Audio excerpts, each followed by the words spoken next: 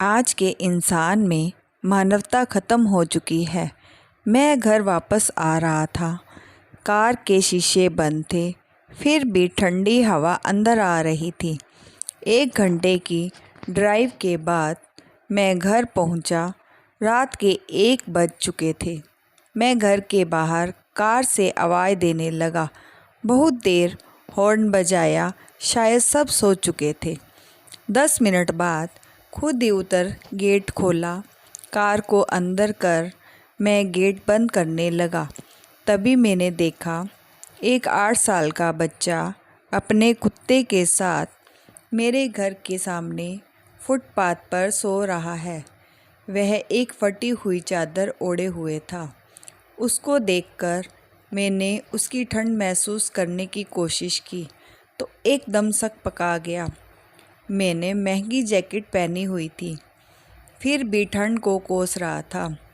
इतने में वह कुत्ता बच्चे की चादर छोड़ मेरी कार के नीचे आकर सो गया। मेरी कार का इंजन गर्म था, शायद उसकी गर्माहट कुत्ते को सुकून दे रही थी। मैंने कुत्ते को भगाने की बजाय उसे वहीं सोने दिया और बिना आहट किए ताला खोलकर अंदर चला गया। सब सो रहे थे। मैं चुपचाप अपने कमरे में चला गया।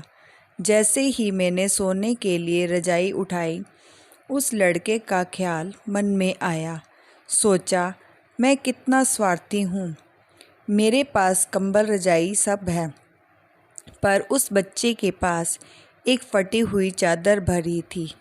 फिर भी वह बच्चा फटी चादर को कुत्ते के साथ बांट कर सो रहा था और मुझे घर में फालतू पड़े कंबल और चादर किसी को देना गवारा नहीं था।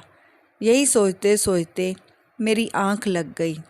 अगले दिन जब मैं उठा तो देखा घर के बाहर भीड़ लगी है। बाहर निकला तो किसी को बोलते सुना, अरे वह चाय बेचने वाला लड़का कल रात ठंड से मर गया। मेरी पलकें कांपी और एक आंसू की बूंद मेरी आंख से छलक गई। उस बच्चे की मौत से किसी को कोई फ़र्क नहीं पड़ा। बस वह कुत्ता अपने नन्हे दोस्त की बगल में गुमसुम बैठा था, मानो उसे उठाने की कोशिश कर रहा हो। यह कहानी आज के इंसान की सच्चाई है। मानव से अगर मानवता चली जाए तो वह मानव नहीं रहता, दानव बन जाता है। शायद हम में से ज़्यादातर लोग दानव बन चुके हैं। हम अपने लिए पैदा होते हैं और अपने लिए जीते हैं और अपने लिए ही मर जाते हैं। यह भी कोई जीना हुआ।